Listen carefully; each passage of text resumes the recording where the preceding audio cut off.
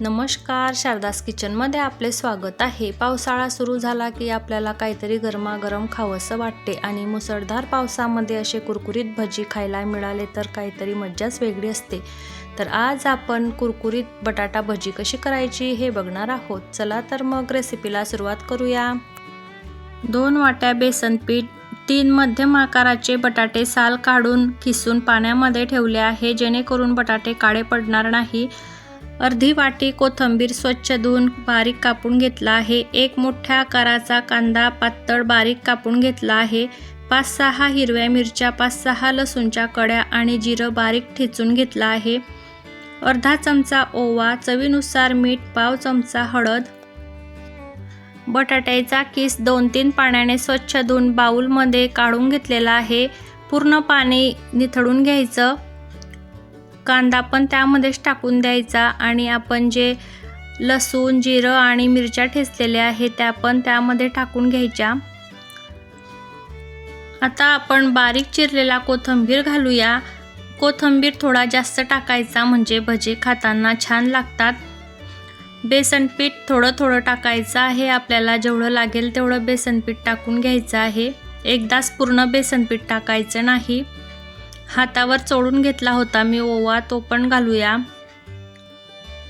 हळद आणि चवीनुसार मीठ टाकून पाणी न टाकता व्यवस्थित मिक्स करून घ्यायचं आहे।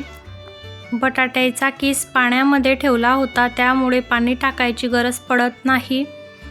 बघा, अशा प्रकारे सगळं मिश्रण व्यवस्थित मिक्स करून घ्यायचं। बघा, पाणी न टाकता किती छान मिश्रण तयार झालेलं आहे भज्यांचं, बघू शकता।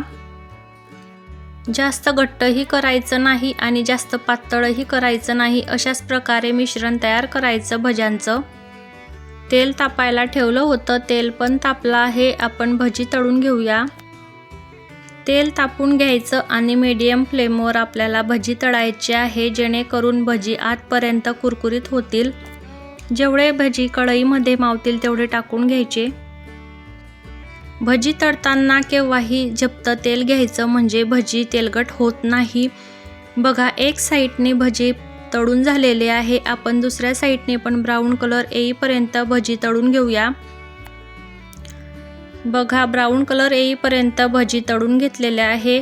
बघू शकता किती छान असे कुरकुरीत दिसत आहे। ही भजी खाताना अजिबात तेलकट होत नाही, अगदी कुरकुरीत असे होतात। तुम्ही नक्की ट्राय करून बघा।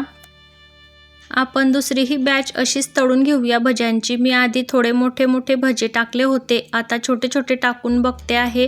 तरी पण छान असे मोठे आकारामध्ये हे भजे फुलतात। सोळा न टाकता ही भजी छान फुलतात। बटाट्यांची भजी नक्की तुम्ही अशा प्रकारे करून बघा। एकदा केले तर परत करायला लावतील इतके छान हे भजे कुरकुरीत होतात आणि चवीला तर अप्रतिम लागतात। भजी तळून झालेली आहे। भजी म्हटलं की मिरच्या तर तळल्याच पाहिजे, नाहीतर भजी खाण्याची मजाच मिरच्याशिवाय अधुरी आहे। मी 5-6 हिरव्या मिरच्या स्वच्छ धुवून चिरा देऊन घेतल्या आहे। नाक्यांसुद्धा तळून घेते आहे। मिरच्यांना जर चिरा दिल्या तर मिरची तेलामध्ये फुटत नाही, म्हणून चिरा देऊनच मिरच्या तळायच्या। ह्या मिरच्या मी बारीकच तळून घेते आहे, जास्त तिखट नाही आहे। जाड मिरच्या तळायच्या असल्या तर जाडही तळू शकता। बघा, मिरच्या कुरकुरीत तळल्या गेल्या आहे। मिरच्या तळून झाल्या की त्यामध्ये लगेच थोडंसं मीठ टाकायचं म्हणजे मिरच्या खायला छान लागतात।